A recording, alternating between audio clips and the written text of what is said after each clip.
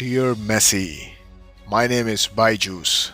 We've just sacked 2500 plus of our employees in order to become profitable.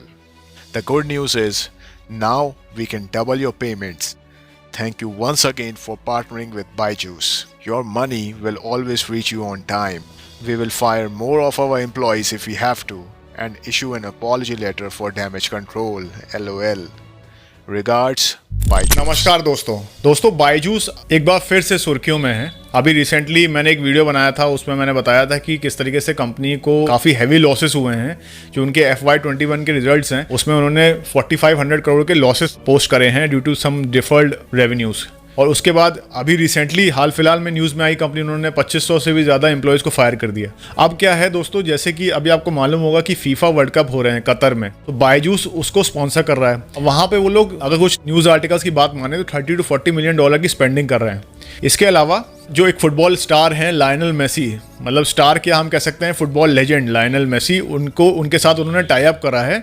Lionel Messi will be the global partner for Byju's, मतलब कि brand ambassador, global brand ambassador for Byju's. अब एक बात बताइए, एक तरफ तो दोस्तों आप लोग एम्प्लॉयज़ को अपने ये बोल रहे हो कि आपके पास पैसा नहीं है उनको सैलरी देने के लिए, कुछ सर्टेन प्रॉफिटेबिलिटी को लेकर, मतलब कि कंपनी प्रॉफिटेबल नहीं है, basically is not a profit making company, so you are firing these many people.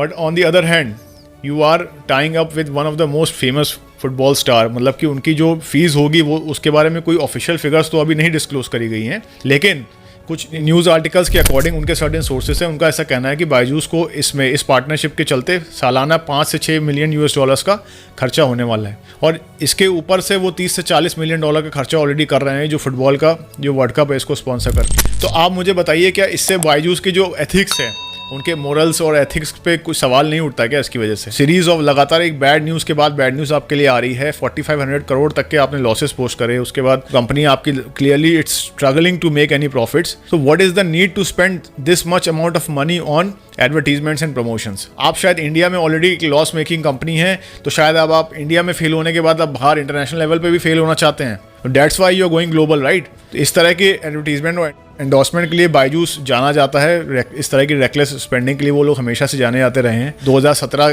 के आसपास उन्होंने शाहरुख खान के साथ उनको अपना ब्रांड एम्बेसडर बनाया था, तो शाहरुख खान ने भी अच्छा खासा पैसा लिया होगा दोस्तों, जाहिर सी बात है। और 2019 में तो उन्होंने इंडियन क्रिकेट टीम को स्पॉन्सर किया था, उसमें उनके करीब 2000 करोड़ रुपए खर्च हुए थे उसको स्पॉन्सर करने में। इस तरह की जो रेकलेस स्पेंडिंग है इसके लिए बायजूस जाना जाता है, ये उनकी USP है, इसमें कोई शक नहीं है। लेकिन आप एक बार जरा एम्प्लॉयज़ के पर्सपेक्टिव से सोचिए दोस्तों।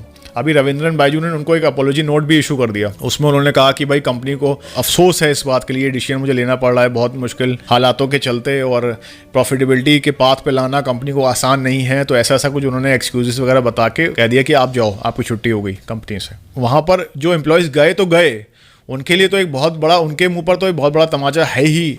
लेकिन आप ये बताइए, जो एम्प्लॉयज़ वहाँ ऑलरेडी काम कर रहे हैं, उनके मोरल्स पे और उनके हम कह सकते हैं इमोशनल लेवल पे उन पे किस तरह का प्रभाव पड़ेगा इसके चलते, इस डिसीजन के चलते? एक तरफ तो आप लोगों की छटनी कर रहे हो नौकरी से, और दूसरी तरफ आप इतना ज़्यादा पैसा खर्च कर रहे हो। तो क्लियरली कंपनी के पास पैसा है। मैं तो ये कहता हूँ कि मतलब प्रोडक्टिविटी पे ओवरऑल जो एम्प्लॉयज़ वहाँ पे काम कर रहे हैं ऑलरेडी, उनकी प्रोडक्टिविटी में फ़र्क पड़ेगा। बाकी वहाँ पे वर्क कल्चर किस तरीके का है ये तो हम लोग यूट्यूब वगैरह पे देखते ही रहते हैं, सुनते ही रहते हैं। मतलब काफ़ी सारी ऑडियो रिकॉर्डिंग्स वगैरह अक्सर सरफेस कर जाती हैं, और वहाँ का जो खूबसूरत वर्क कल्चर है बायजूस का, वो उसमें हम लोग आसानी से सुन सकते हैं।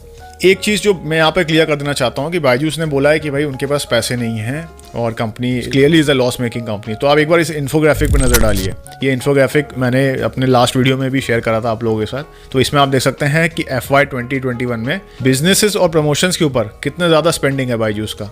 टीचर्स के ऊपर जो एक बार एक्सपेंडिचर करा है बायजूस ने, उस पर एक बार नज़र डालिए आप लोग।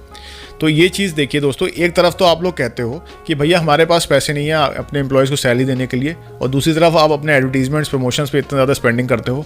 Employ stock option plans, ESOPs पे आप इतना ज़्यादा खर्च कर रहे हो, मतलब कि क्लियरली टॉप मैनेजमेंट के लिए आपके पास पैसा है। मतलब उस वक्त ये न्यूज़ चल रही थी दोस्तों कि कंपनी शायद IPO में, उसका IPO आने वाला था, तो company was going public, so they assigned a lot of stock options to their top management. और इसके अलावा सबसे मज़े की बात ये जो टीचर की स्पेंडिंग है, इसमें देखिए कि FY20 में ज़ीरो, मतलब कि बिल्कुल भी स्पेंडिंग इन्होंने टीचर के ऊपर नहीं करी थी। मतलब कि जो एसेंशियल वर्कफोर्स है कंपनी का, जो कि ये सर्विसेज प्रोवाइड करता है लोगों को, उनके ऊपर पैसे नहीं है इनके पास खर्च करने के लिए। तो यहाँ से मतलब कि ये जो डेटा, जिस तरह का डेटा हमारे पास आ रहा है, ये डेटा सब इंटरनेट पर अवेलेबल है। तो ये काफ़ी ज़्यादा बायजूस के मोरल्स और एथिक्स के ऊपर काफ़ी गंभीर सवाल ये खड़े करता है।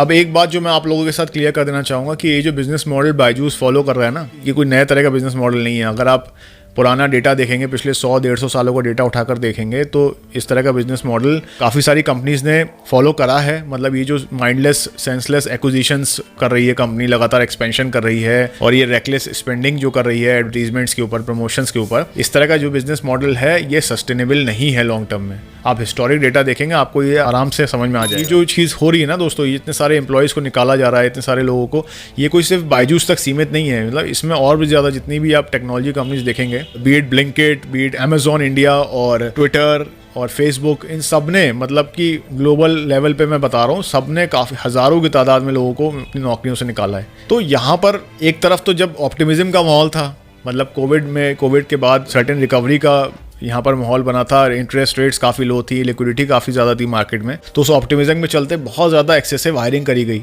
अब जैसी मतलब कुछ बात हुई, मतलब कि आप कह रहे हैं मैक्रो लेवल्स पे सर्टेन अब जो फैक्टर्स हैं शायद उतने फेवरेबल नहीं है, तो employees are now being made a scapegoat and are now being slaughtered. तो एम्प्लॉयज़ के वेलफेयर के लिए यहाँ पर कोई उसके बारे में बात करने वाला नहीं है, कोई उसके बारे में पूछने वाला नहीं है। जब भी कोई बात होती है, कोई भी प्रॉब्लम आती है, इकोनॉमिक लेवल पे हो या कोई और भी लेवल पे हो, तो सबसे पहले एम्प्लॉयज़ को सैक कर दिया जाता है। मतलब ये कंपनीज, ये जो एम्प्लॉयर्स हैं, ये नहीं समझते कि जो एम्प्लॉयज़ काम कर रहे हैं उनके भी सर्टेन रिस्पॉन्सिबिलिटीज़ हैं, उनकी भी फैमिलीज़ होती हैं, उनको लुक आफ्टर करना होता है। तो ये चीज़ें यहाँ पे कोई नहीं देखता। यहाँ पर गवर्नमेंट को, हमारी देश की गवर्नमेंट हो चाहे दुनिया में कहीं की भी गवर्नमेंट हो, सर्टेन सीरियस रेगुलेशंस लेकर आने की ज़रूरत है। अभी जो फ़िलहाल हालत है वो बहुत ज़्यादा ख़राब है। ऑर्गेनाइजेशंस के अंदर ह्यूमन रिसोर्सेज जो एक डिपार्टमेंट होता है, वो सिर्फ नाम का ही ह्यूमन रिसोर्सेज है, बल्कि आपको भी मालूम है, मुझे भी मालूम है, वो सिर्फ और सिर्फ अपने एम्प्लॉयर के, मतलब कि जो कंपनीज़ हैं उनके वेलफेयर के लिए काम करता है। तो एम्प्लॉयज़ के यहाँ पे सुनने वाला कोई नहीं है। ये जो चीज़ है दोस्तों, इसको लेके मेरे जो थॉट्स हैं वो मैं आपके साथ शेयर करना चाहता था। ये काफ़ी गंभीर एक इशू है, तो आई होप कि आपको ये वीडियो अच्छा लगा होगा। आप लोगों को इस इशू के बारे में क्या लगता है, आप लोगों के क्या थॉट्स हैं, आप नीचे कमेंट्स करके बताइए। मेरा नाम है सौरभ, आप देख रहे थे Investonomics. Thank you very much for watching.